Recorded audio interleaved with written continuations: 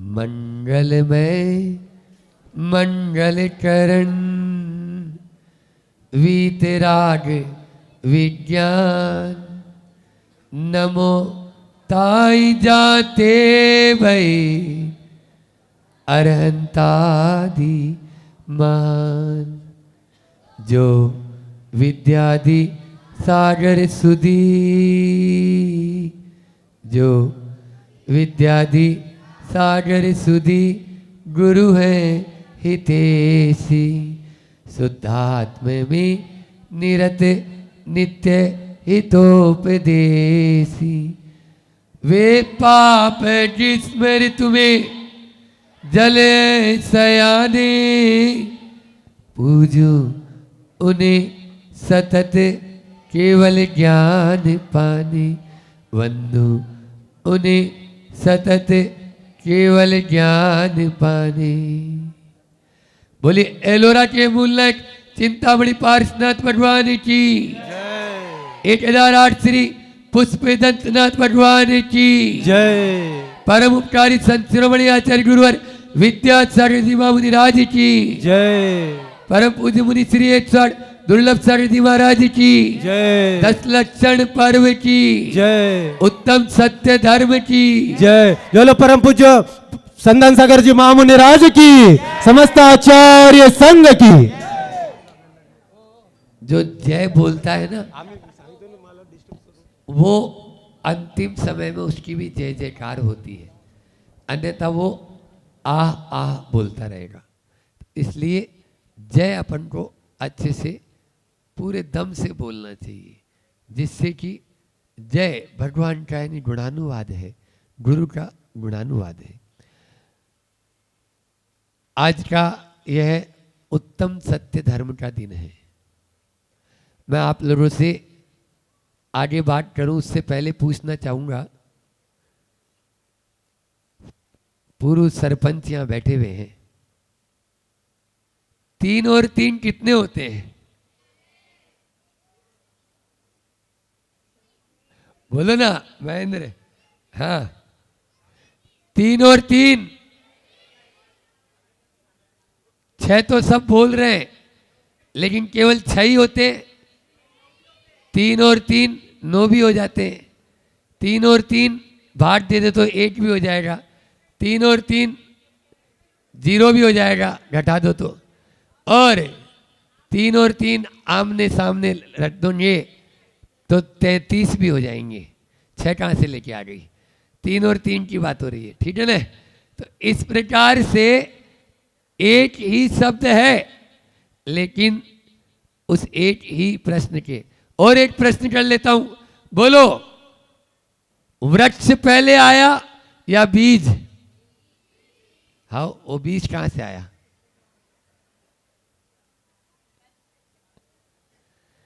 इसलिए सत्य को कहा नहीं जा सकता, सत्य को कहा नहीं जा सकता।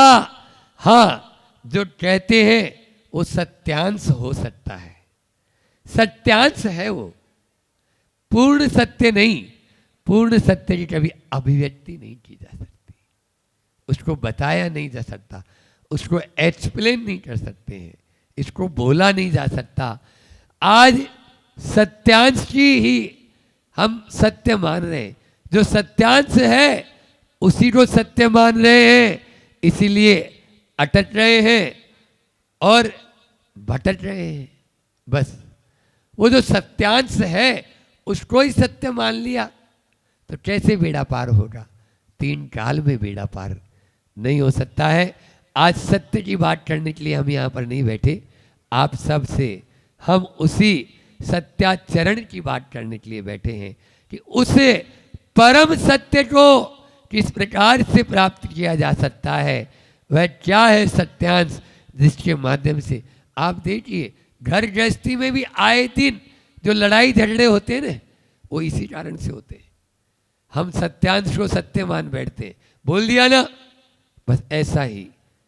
अब वह ऐसा ही बोल देते हैं, वहाँ पर आग्रह है, और जहाँ आग्रह है वहाँ टकराव है, और जहाँ समन्वय है वहाँ समझौता है।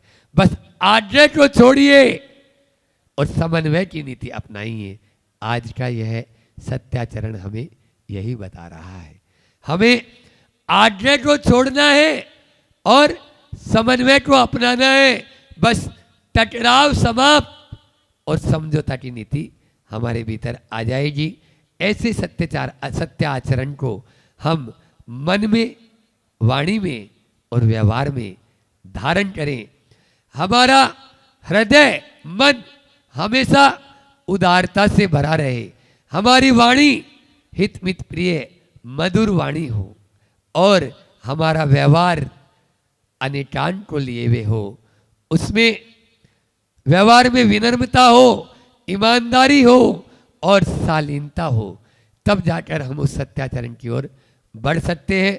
आज उसी सत्याचरण के आचार्य श्री जी एक शब्द बोलते हैं, सत्याग्रही नहीं सत्याग्राही बनो। लिख लो, आंदोलन चलते हैं सत्याग्राही। अरे आग्रह जहां है वहां तो अशांति है, आग्रह कोई सा भी हो। इसलिए सत्याग्रही नहीं सत्याग्राही बनो।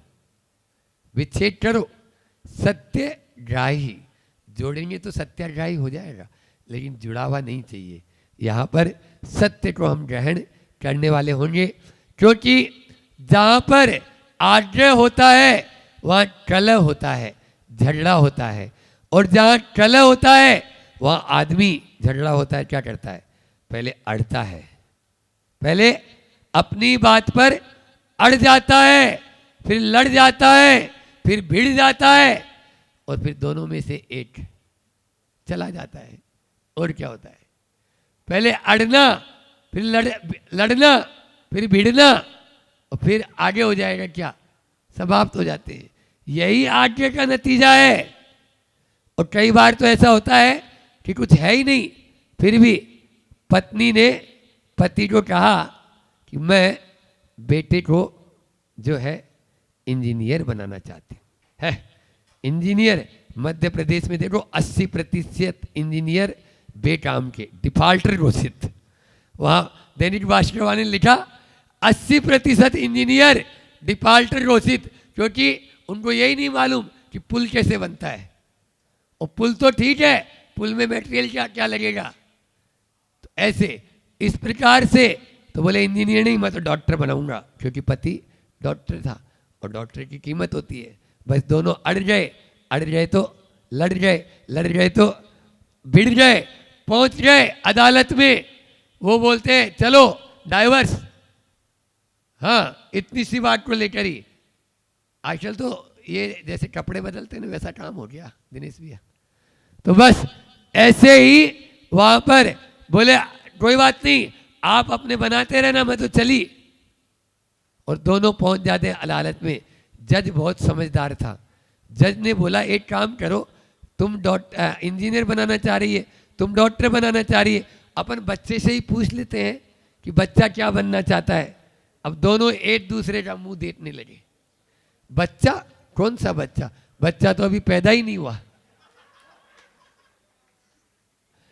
आज के इंसान की यही स्थिति है, ये आग्रह है, लड़ रहा है। खिड़की बंद करो, खिड़की खोलो, खिड़की बंद करो, खिड़की ट्रेन के अंदर। अरे देख तो ले उस खिड़की में कांच है या नहीं है। कांच ही नहीं है तो कांच लिए बंद करने की, खोलने की या नहीं, तुम बंद करता है।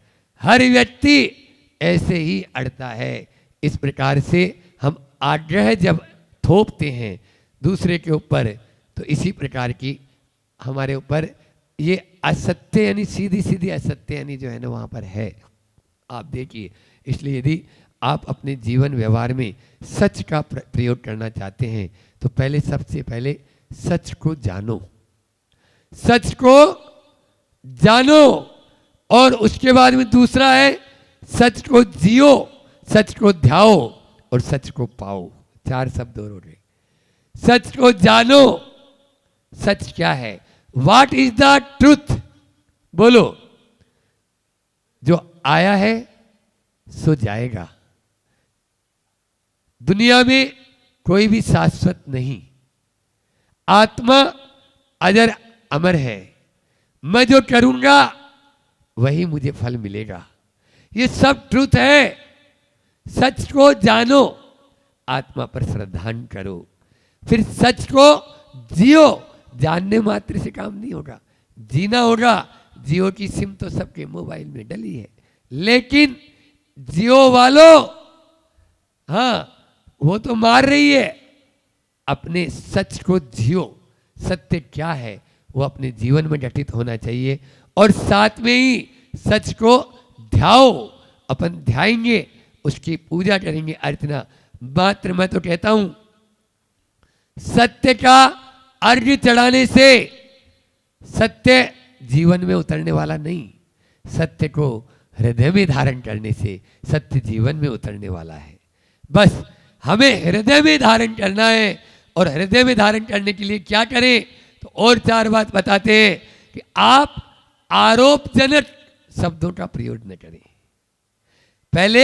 सबसे पहले क्या बताया, आरोपजनक शब्दों का प्रयोग न करें, आदेश परक शब्दों का प्रयोग न करें, आलोचना परक शब्दों का प्रयोग न करें, और अपमानजनक शब्दों का प्रयोग न करें। रिपीट, आरोप परक, आदेश परक, फिर आलोचना परक और अपमानजनक शब्दों का कभी प्रयोग न करें। क्योंकि किसी ने सत्य कहा है कि छुरी का, तीर का, तलवार का घाव भरेगा, लगा जो जख्म जुबा का, सदा हरा रहेगा, सदा हरा रहेगा। बस जुबा का यदि जो घाव लग गया है वो हमेशा हरा भरा रहता है। इसलिए यदि सत्य को अपने जीवन में, या सत्यांश या सत्याचरण को जीवन में अपनाना चाहते हैं, तो सबसे पहले हमें आरोपजनक, क्योंकि आरोप सदैव मिथ्या ही होता है। किसी पर भी आप देख लो, अहम की पुष्टि के लिए कुछ भी कर देते हैं, और कुछ लोगों की तो आदत होती है आग लगाकर दूर भाग जाते हैं। हाँ, जो आग लगा दिया वो तो भाग गया। तो इस प्रकार के आग लगाकर दूर भागने की जो अपनी नीति है, उससे आप बाज आए। आपको दूसरे के ऊपर आरोप, और एक बात बता दें, मान लीजिए घर में कोई चीज़ गुम गई, ठीक है ना, आप लोग क्या करते हैं, आजकल के तथाकथित पंडित ज्योतिषाचार्य इनके यहाँ पहुँच जाते हैं, और वो क्या बोलते हैं, आपके घर में ही से ही कोई ये चीज़ लिया है। अब बोलो क्या होगा, 5 मेंबर है, और वो 5 मेंबर एक दूसरे को शक की दृष्टि से देखेंगे। क्या वो अवधि ज्ञानी है क्या, जो उसने बता दिया? आपस में एक दूसरे को गलत दृष्टि से देखने लग जाते हैं। आपके घर में से ही किसी ने लिया, ये क्या हो गया, आरोप हो गया ना, उसने लगा दिया। उसको क्या मालूम अब कौन लेके गया है। या मान लीजिए बहू गरीब घर की आई थी, हाँ यही चोर होगी, जरूर घर के गहने यही लेके गई है। क्योंकि जो गरीब होते हैं ना, उनकी मानसिकता ऐसी होती है, ये टेंडेंसी बना रखी लोगों ने। ये मालूम नहीं है कि वो तो फिर भी छोटा छोटा काम करता है, जो बड़ा आदमी होता है वो बड़ा कांड करता है, वो बम फोड़ता है फिर आराम से। ये तो फिर भी छोटी सी डीवीआई से अपनी बंदूक जो होती थी पहले, क्या वो कौन सा आता था, चिट्टी फटाका, वो ऐसी बिंदी जैसा, बिंदी फटाका, टिटड़ी टिटड़ी, हाँ। तो ये गरीब है, तो ये क्या है, आरोपजनक शब्दों का प्रयोग ना करें। अहंकार की पुष्टि के लिए आदमी हर किसी पर आरोप जड़ देता है। अरे सही तो ठीक, मिथ्या आरोप ही ज्यादा लगते हैं, और मैं बोला आरोप मिथ्या ही होता है। दूसरा, आदेश परक शब्दों का प्रयोग न करें। आदेश देना ये शत्रु के समान माना। हमारे गुरुजी बार बार कहते हैं, कभी आदेश परक शब्दों का प्रयोग। जब व्याकरण कातंत्र रूपमाला पढ़ रहे थे तो उसमें आता है कि मित्रवत आगम है और शत्रुवत आदेश है। आगम मित्रवत होता है और आदेश शत्रुवत होता है। ए चलो यहां से बाहर, इधर आ, ये काम कर, वो उठा, ये उठा, ये सब आदेश है। और इस आदेश के माध्यम से कभी सत्याचरण आपके जीवन में नहीं आ सकता। सत्याचरण को लाना चाहते हैं, आदेश कम से कम कहीं पर बहुत यदि जरूरी है तो हम दें, अन्यथा आदेश परक शब्दों का प्रयोग न करें। आलोचना परक, अरे समालोचना तो फिर भी ठीक है, लेकिन आलोचना और बड़ा मजा आता है ना? आलोचना सुनने में दूसरों की और आलोचना करने में। थोड़ा मिर्च मसाला लगा के दे दें तो फिर देखो कितना मजा आता है। और आप भी उसमें थोड़ा थोड़ा डालते रहते हैं। हाँ हाँ मैंने भी सुना, तो वो ऐसे ही है, भले ही सुना हो चाहे नहीं सुना हो, फिर वो बोलेगा, फिर आप बोलेंगे। ये क्या है? ये आलोचना शुद्ध आपको झूठ की ओर लेके जा रही है, असत्याचरण की ओर लेके जा रही है। इसलिए सत्याचरण का पालन करते हैं तो आप आदेश परक या आलोचना परक या आरोप परक शब्दों का, अरे शब्दों की कमी है क्या? अच्छे शब्द बोलो ना। कुरल काव्य में बहुत अच्छी बात कही। कुरल काव्य में कहते हैं कि जो अच्छे शब्दों को छोड़कर ओछे शब्दों का प्रयोग करता है वो वैचारिक दरिद्रता का प्रतीक है। और उसमें आगे कहा कि वह पेड़ पर लगे हुए मीठे और पके फलों को छोड़कर खट्टे और कच्चे फलों को खाना चाहता है। बोलो ये कौन जो इस प्रकार से आरोपजनक या आदेश परक शब्दों का प्रयोग करता है और अपमानजनक शब्दों का भी प्रयोग न करें। द्रौपदी ने इतना ही बोला, अंधों के अंधे पैदा होते हैं। बस इसी एक वाक्य ने महाभारत कर दी। वहाँ की महाभारत तो फिर भी समाप्त हो गई। घर घर की ये महाभारत कब रामायण में परिवर्तित होगी पता नहीं, क्योंकि आए दिन स्पार्किंग होता रहता है। बोल रहा था ना मैं पहले ही दिन, क्रोध के दिन बताया था मैंने, शॉर्ट सर्किट। हाँ बिल्कुल, स्थिति बड़ी तनावपूर्ण रहती है, वह हमेशा तैयार ही बैठा रहता है। तो इस प्रकार से बात बात को लेकर उपन जाते हैं। ये सब ऐसे शब्दों को अपन छोड़ें। आचार्य उमा स्वामी महाराज जी ने बहुत अच्छा बताया। यदि सत्य का प्रयोग करना चाहते हो, अभी अभी 10 लक्षण विधान भी किया। जब 52 गजा चातुर्मास चल रहा था तो लगभग 10 जज और 50 से 60 वकील आए थे। वहाँ के आनंद जी तिवारी बहुत भक्त आज भी हैं, वो बड़वानी में, तो आना चाहते हैं यहाँ पर। तो वे वरिष्ठ जज हैं वहाँ के डीजे। आनंद जी तिवारी के नेतृत्व में एक वकील और जज के लिए हमारा संबोधन हुआ।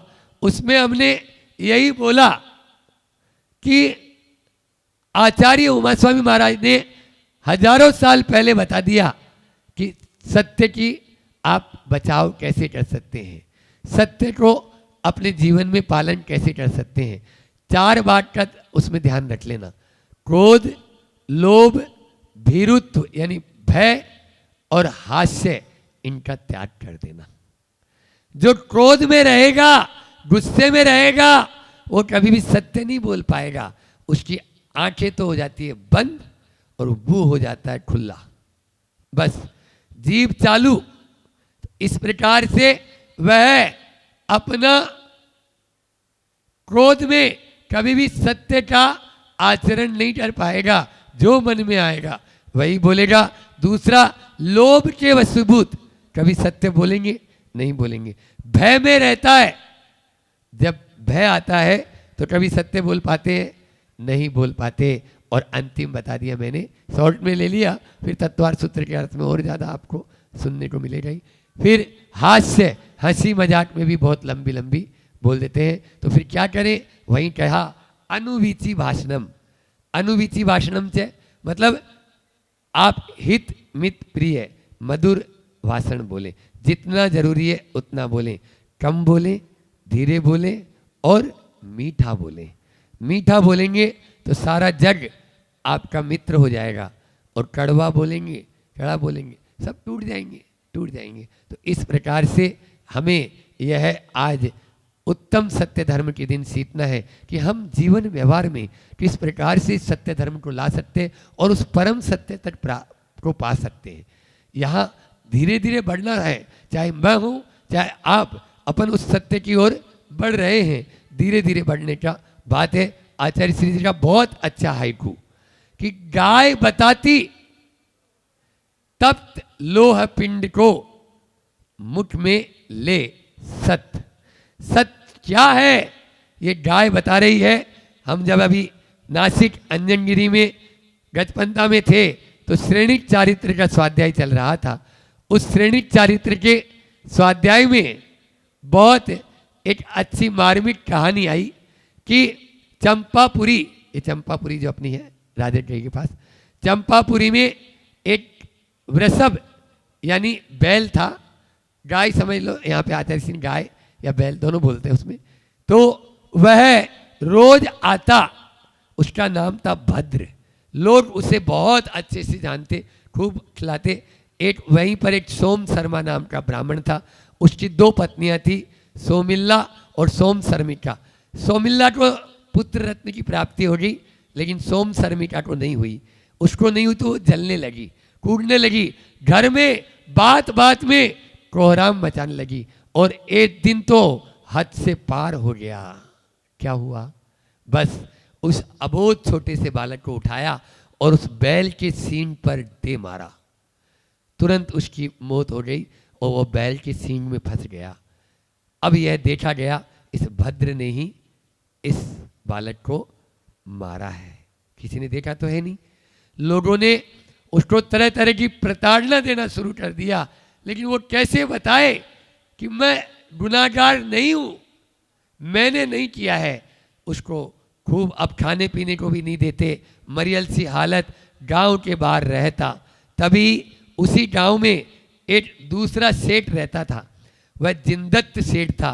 उसकी सेठानी का नाम जिनदत्ता था। उस जिनदत्ता सेठानी क्या होता है, दिन फिरते कोई मालूम नहीं पड़ता किस पर तक कब क्या हो जाए, कब उजाला रात हो जाए और कब इस प्रकार से वह पुण्य पाप में बदल जाए।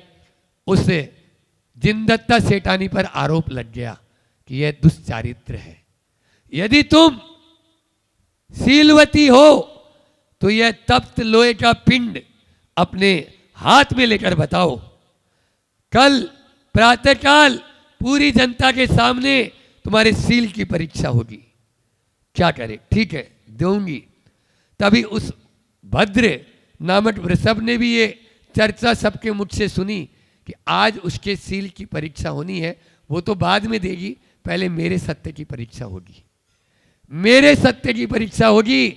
और वह बैल जैसे ही वो अंगारा लाल हुआ, बैल उधर से दौड़ता हुआ आता है और अपने मुंह में लेकर सबको ये बता देता है कि मैं निर्दोष हूं, मैंने उस बालक को नहीं मारा है। ये है इस श्रेणिक चारित्र में, जरूर पठनीय है। ऐसी एक नहीं, लगभग सैकड़ों कहानियां हैं, सैकड़ों कहानियां हैं। ये भी, इसकी कहानी भी कैसे, एक मुनि महाराज जी चातुर्मास के उज्जैन में, उज्जैन इसीलिए नहीं जाते गुरु जी, उज्जैन में वो जिस घर में चातुर्मास किए, उस घर का सेठ उनके ऊपर डाउटफुल हो गया कि इन सेठ ने, इन मुनि महाराज ने मेरा खजाना कहीं दूसरी जगह छिपा दिया। तब ये बातचीत चली और ये कहानियाँ चली। ऐसे 8-10 कहानियाँ एक दूसरे को सुनाते रहे। तो बात ये है, वो अलग बात है। यहाँ पर उस जिनदत्ता, फिर उस जिनदत्ता ने भी हाथ में लेके सबको बता दिया कि मैं निर्दोष हूँ। गाय बताती तप्त लोह पिंड को मुख में ले सत। इस प्रकार से आज अपन इस सत धर्म का अपने जीवन में अंगीकार करें। 4 बात अंतिम में और कहकर जो युवा वर्ग है वो कि क्रिटिसाइज नहीं, क्रिटिक गाइड बनो। हम बात बात में क्रिटिसाइज करते हैं, बस वो नहीं, दूसरे के अंदर मेन मीट, उसमें नुट्टा चीनी निकालना, ये क्रिटिसाइज है। क्रिटिक गाइड नहीं, थोड़ा ऐसा कर लेते तो बहुत अच्छा होता।